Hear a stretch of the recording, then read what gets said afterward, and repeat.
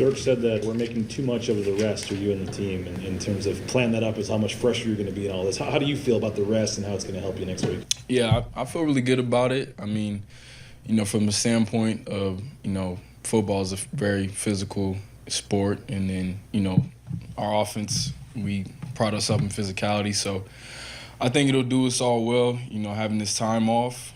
But obviously, it's been a little bit since we played football, but, I'm confident in our preparation and, how we've been working. And, we're all back now, so we can put some more work in and get ready. Is the elbow injury completely behind you, or was that? Yeah, that's completely, healed up. So glad that it is, so I can be closer to 100%. In terms of, we saw some of the times you were carrying the ball on the other hand, maybe because of that or whatever. How much did that affect you in some of those games? Yeah, it was definitely, it made it more challenging. Obviously, wearing that big elbow brace, you can't hold. I mean, I got big biceps, so, I couldn't hold the ball the way I wanted to always, so that's why I was switching it over. And, I think it was versus Nevada, I had a fumble because I couldn't, secure it properly. So just making sure I could really take care of the ball because that's the most important thing. What is, Ashton, you haven't had 30 carries in 3 weeks. What is it like to, not have to deal with that or the recovery? It's a great feeling, I'll say that. I mean, obviously you want the ball in your hands, but, time off, recovery, rest, sleep, I mean, that's the best thing you can have as an athlete. So when was the last time, I guess, you might have felt this fresh going into a game or even a game week for that matter, I guess? I mean, Georgia Southern, honestly, week 1. I mean, because after that, you don't really get this much time off. So it's been a blessing to have this much time off. But, I mean, last time, I was feeling super fresh. We've seen what I did. So hopefully, not just me, but the whole offense and defense, we can all play our best game. So, can we expect 260 yards and 6 touchdowns, whether of us? I don't know about that. Penn State, they got a real good defense, but, we can expect a great performance, not just from me, but from the whole offense. I guess just with that being said, what are you seeing from Penn State? Yeah, they got some really good players. Their front seven is elite. Great linebackers, great D-line. They do a lot, blitzes, pressures, moving the D-line, stunts, and all that. And, they're a single high, team. So we know for sure we're going to get some 7-8-man surfaces. I mean, that's just natural from all the defenses we've seen. But, we're going to have to play a great game, stay ahead of the chains. They're one of the best teams on 3rd and long, so we want to stay out of those situations.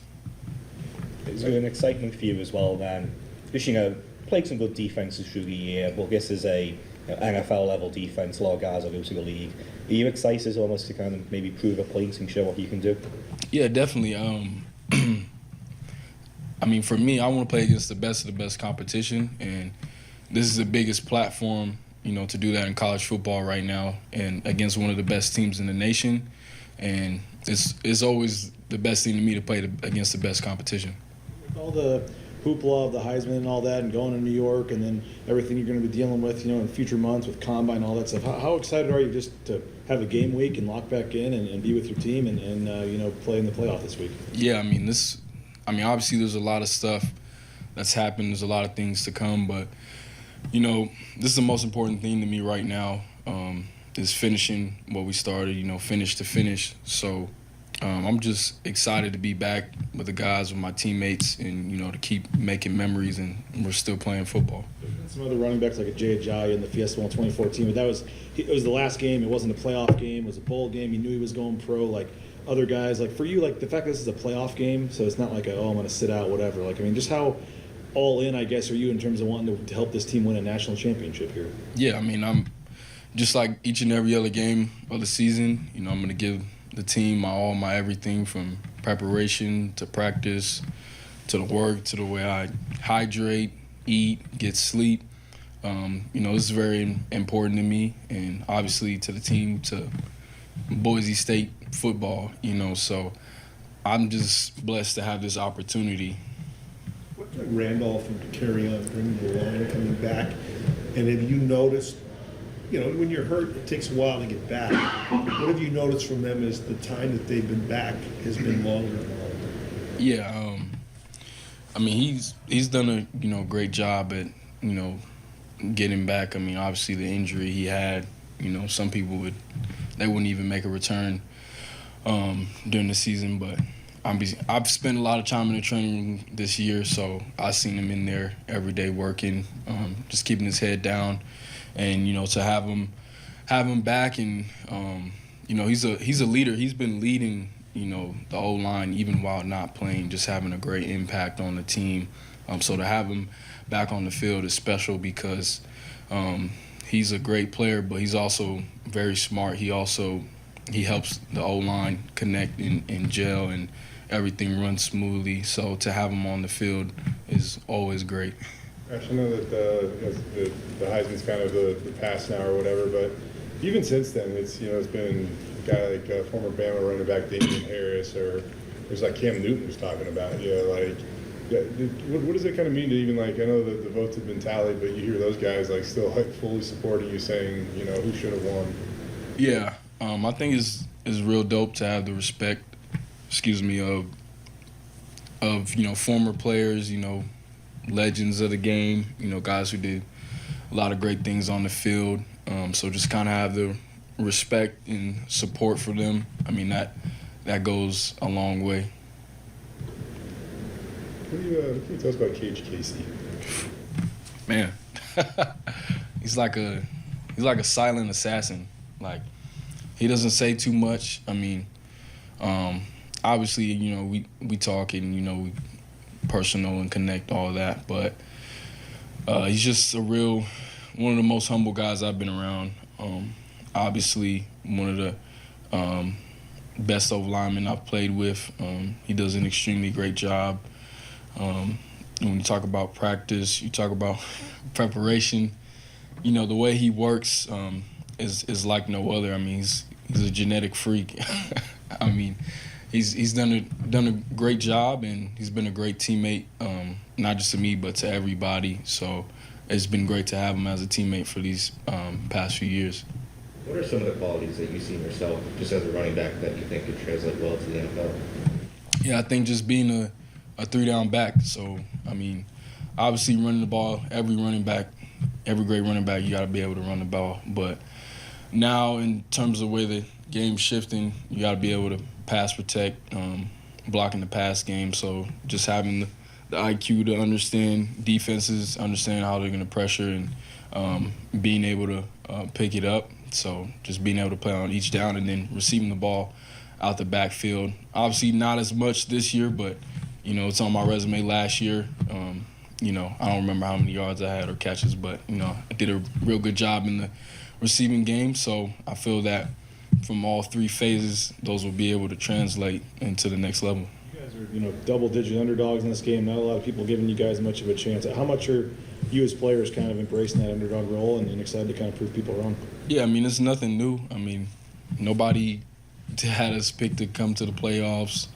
I mean, they had us picked to win the conference like they do every year. But in terms of, I guess, going against what you call the Power Four or the more elite teams per se, nobody ever has us picked to win. So just the same mentality, what we've been doing.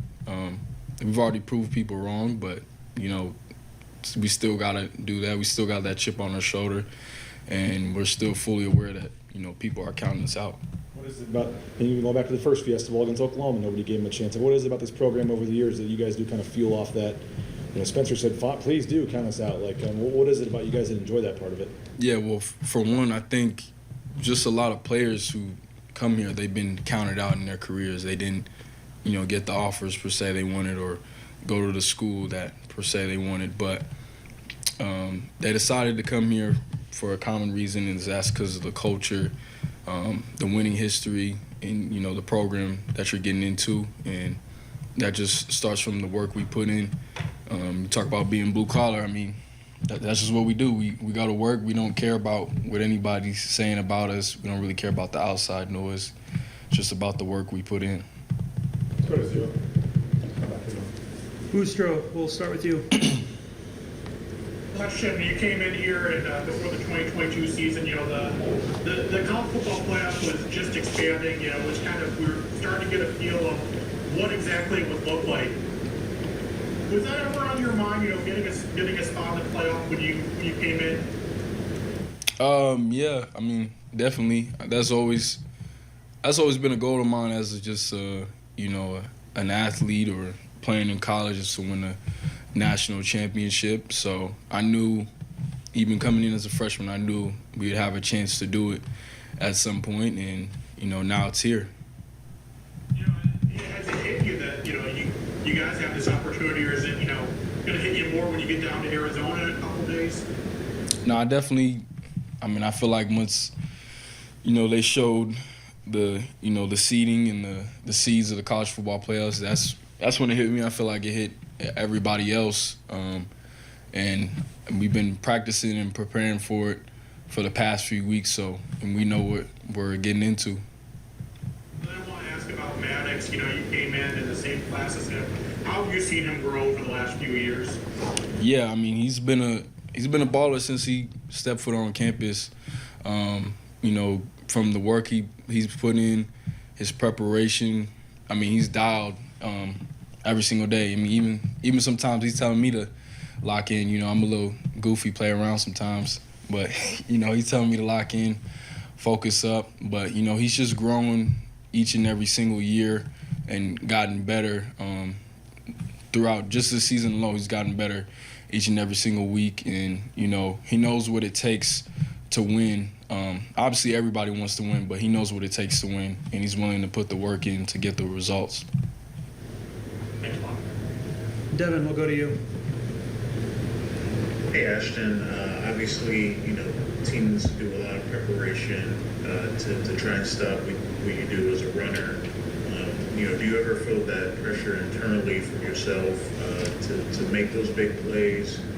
If they stop you a couple times in a row, like how do you manage, wanting to go after a big play to just take in what's there and, maybe move the chains versus get a 60 or 70 yard run? Yeah, I think, just from a running the ball perspective, unless you're playing a bad defense, like the big plays don't just come off the rip. It comes from running the same plays multiple times, hitting the same spots in the run game or even the O-line, just wearing down the D-line. And then over time, the big plays, they come. But, every run's not going to be a big play. So just being patient, trusting my O-line, trusting my tight ends, my receivers, everybody blocking. And I know over time, at some point during the game, there's going to be a chance to make a big play. Colton, we'll throw it to you. Yeah, thanks for the time. So, Ashton, you've obviously played at a high level and have seen some running backs play at a high level. I'm just curious from your perspective, is there any kind of common traits that to be a great running back you've got to have across the board? Yeah, I think from one, running the ball, just your mentality is, always making the first man miss. Every run play isn't going to be block perfect. Sometimes somebody's going to come free. Sometimes you got to make the linebacker miss, safety, whatever it is. You just got to break tackles. So I think all the great running backs, they just have that mentality that the first man isn't going to tackle them. Joe, we'll throw it to you. I appreciate the time, Ashton. So, talking about Penn State's defensive line, do you feel like this is the best D-line you've seen to this year to this point? And what players stick out to you on their front? Yeah, it's definitely one of the best defensive lines, I feel. I think just as a whole collective unit, they're all great and they all make each other look really good. I mean, obviously, and not even on the defensive line, the whole front seven. I mean, you got linebacker King. He's a pretty big guy, 6'1", 248. Abdul Carter, I believe, number 11, off the edge. I mean, he's a great player. So they're all working together as a great front seven, and, you know, we're going to have our work cut out for us. Jared, you're up next. Ashton, I wanted to get a glimpse into who you are as a person. What makes Ashton Jeanty Ashton Jeanty? Yeah, I think, well, you know, a lot of people, you know, just talk about, you know, the humbleness, but, you know, that's just how I was raised. I think that's just who I am as a person. Like, I always want more. Obviously, I get a lot of glory, but, you know, that's not really what drives me. And then I think you hear a lot of people say it, but, you know, I'm just goofy. I like to have fun. I like to, you know, bring joy to others around me, because I feel like, you know, football, obviously college football now is turning into more of a business, but, you know, you can do hard things and, you know, have a good time. So, I mean, the biggest thing for me is just, you know, having fun, enjoying what I'm doing, and, you know, bringing others along to enjoy with me. Devin, we'll go back to you. Hey, Ashton, just wanted to ask you about kind of your pass protection mentality. You know, there's several times this year where you stepped up and took a free blitzer or took someone coming off free off the edge. You know, what's that mentality to be able to do those things? Obviously, people focus a lot on, you know, your big runs and your ability to make people miss, but how important to you is pass protection and being able to do that? Yeah, I think, well, it's either I pick them up or, you know, Mad Dog gets hit. So, just you know, it's important to protect the quarterback, you know, take hits off him, and then obviously so receivers have, you know, time to, you know, run their routes and get open so Mad Dog can deliver the ball. But, you know, a lot of times, you know, they're running free and they're running full speed at you, but, you know what I'm saying, you gotta pick up the pressure. You gotta, you know, sometimes I have gotten, you know, trucked or whatever you want to call it, knocked over, but, you know, at least they didn't hit Mad Dog. So I think, you know, from that perspective, it's just being another willing blocker to add to all the old linemen blocking up too. Cool. That's it from Zoom. We can throw it back to you guys. One or two more in here. Ash, assuming you're mentioning this stuff on social media have been a little crazy this year. And the other day, did you look down and see, like, oh, Barry Sanders is tweeting about me? Like, how'd that go down? Yeah, I think the first one was like before the Mountain West Championship. I seen that one. Didn't respond. Just was focused on ball and stuff. But excuse me. And then he, you know, tweeted again, kind of just in his support of breaking his record. So, you know, I think it's pretty cool to have support, you know, from the person who has a record right now, and obviously considered the best, or not, if not one of the best to ever play the position. So obviously I told him thank you, and, you know, for his support, and it's just great to have the support of a legend. I know you're not, you said earlier today, you don't know how many, you had 1,916 yards last year or whatever, right? But I know you're not like the biggest stat guy, but at the same time, do you know that? Do you know what his number is and what you got to do to get there? And I know I've asked you before, but like, I mean, that would be obviously a heck of a thing to go for you to go eclipse. Yeah, I don't remember the exact rushing. No, I think it's like 2,600 or something like that. I know I'm at like 2,400, something like that. And I need 132. Obviously, like, I want to break the record, but I think we just got to keep the main thing, and that's just winning, you know, against Penn State. And I feel like if we, you know, take care of what we need to take care of, then that will come with it, just like everything else, just like all the other awards, all the other stats, they'll come with it. It is 26-28. And how, I mean, do you want that on Mason's thigh? Do you need that number to be 26, 28? And then who's covering that? The cost of that thing, was that sorted out yet? You know, we haven't sorted out yet, but, you know, I think it'll be best for me to cover the cost, you know, since, you know, I flipped the bet, you know, I don't got to cover my locks, so, you know, it's the least I can do. But, yeah, I'm not going to say that's going to be the number, because, you know, we take care of business, we win, we got some more games to play, so it's going to be more rushing yards. You watched any of of Sanders highlights? Yeah, of course. I mean, obviously growing up, wasn't really watching Barry Sanders, but now, more as of lately, definitely watched his highlights multiple times. What impressed you the most, and what do you think are you most similar to him as? I think just him, obviously, he was super elusive, juking guys out their shoes. I juke guys too, but I think the main thing is just, making guys miss, breaking tackles.